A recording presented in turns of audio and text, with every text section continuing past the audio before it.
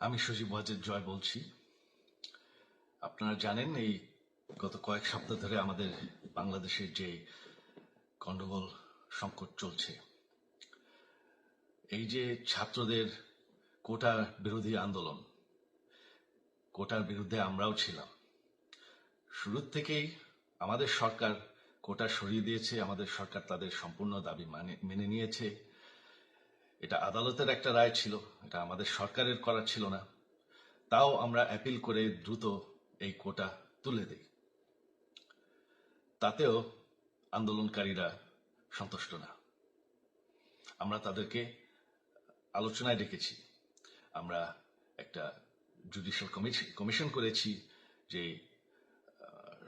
সংঘর্ষে যে হত্যাকাণ্ড হয়েছে সেটার বিচারের জন্য। অনেক পুলিশ অফিসার যারা অতিরিক্ত ফোর্স ইউজ করেছে তাদেরকে আমরা সাসপেন্ড করেছি। তাতেও এই আন্দোলনকারীরা সন্তুষ্ট নয়। আমরা যতই ছাড় দেন, প্রধানমন্ত্রী নিজেই তাদেরকে ডেকেছেন যে আসেন আমরা আলোচনায় বসি, তাতেও তারা সন্তুষ্ট না। আমরা যতই ছাড় দিতে থাকি, যতই তাদের দাবি মেনে নিতে থাকি, তারা কিছুতেই সন্তুষ্ট না, তারা খালি দাবি বাড়িয়ে যাচ্ছে। এখন দাবি হচ্ছে যে সরকারের পতন। তবে সরকারের পতন হওয়ার পর কি হবে, কি হবে এটা কেউ ভেবেছে? আমরা বাংলাদেশে গণতন্ত্র রক্ষা করে রাখতে চাই।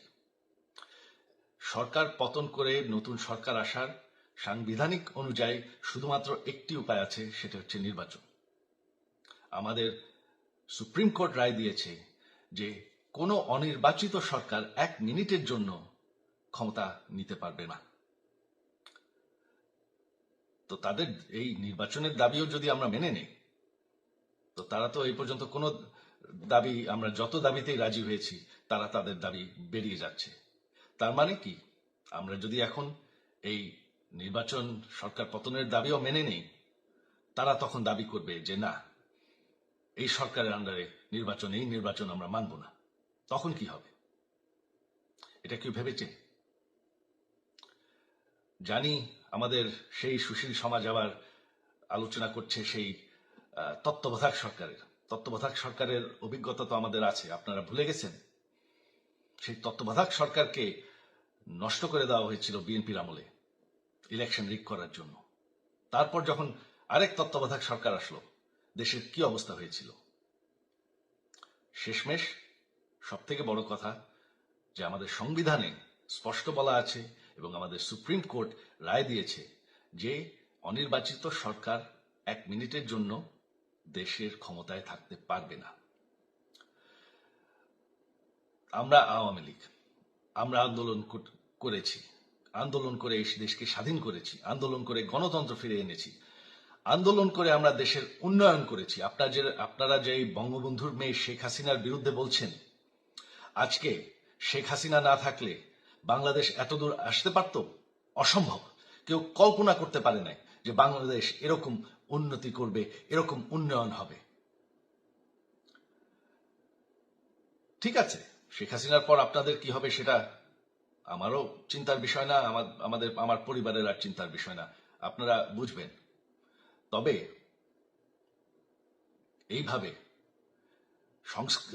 সংঘর্ষ করে, হত্যাকাণ্ড করে ক্ষমতা দখল করা যাবে না। এটা আর আন্দোলন না। যখন পুলিশ হত্যা করা হচ্ছে, নিরীহ মানুষের উপর হত্যাকাণ্ড চলছে, মানুষের বাসায় আগুন দেওয়া হচ্ছে, জার্নালিস্টদেরকে হত্যা করা হচ্ছে, এটা হয়ে গেছে সন্ত্রাস। আর সন্ত্রাস মোকাবেলা শুধুমাত্র একটি ভাবে করা যায়।